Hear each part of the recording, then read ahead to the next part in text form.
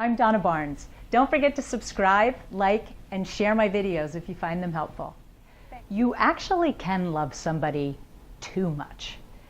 And you can tell that you're loving someone too much if you genuinely feel like you can't live without them, and that your whole world is wrapped up in connecting with them, and that you don't like to do things on your own, and if you do something on your own, you're just talking about your partner all the time, and that everything in your world is all about this person that you love.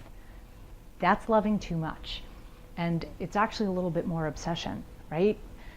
Healthy love is when you love yourself just as much, if not more, than your partner.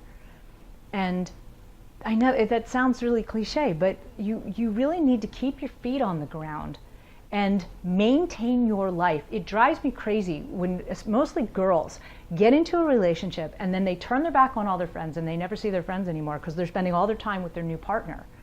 That's really not good for you or your relationship.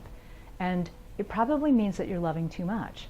Because really the biggest danger of loving someone too much is that you're going to push them away. It's like if you smother something, it can't breathe, and eventually it wants to get out, And there's that amazing period in the beginning of a relationship where you just can't keep your hands off of each other and you can't get enough. Like, that's fun. It's amazing, actually, right? And it's really pretty normal. But as that starts to subside, allow it to happen, because it does subside. It cannot possibly sustain forever. You can keep the love and connection, but it can't have that same intensity that it did in the beginning.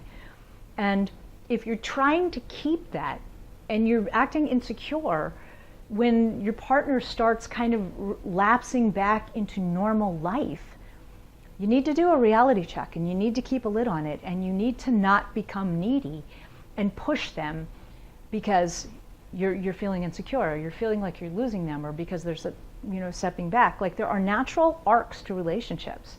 And over a long relationships, there's highs and there's lows, and sometimes the love kind of wanes a little, and then sometimes it's back and it's intensified, and that's normal. So if you're in a relationship and you feel like your partner's pulling back a little bit, give them that space. It's good for them. Because especially if you're the woman and he's a guy, because men have to go weigh their feelings. Women can think and feel in the moment. Men have to go weigh their feelings. They think and feel separately. Right-handed men. Left-handed men are more like women. But give them that space, because if your partner feels the ability to still live their life and do things that they want to do without fearing retribution from you, or making you upset, or then, now it's going to be an argument and stuff, I promise you're going to lose that relationship, because that is not fun. If every time your partner wants to do something without you, there's like a problem about that, it's going to get old. And that's loving too much. You need to give your partner that space, and you do that by having a full life of your own.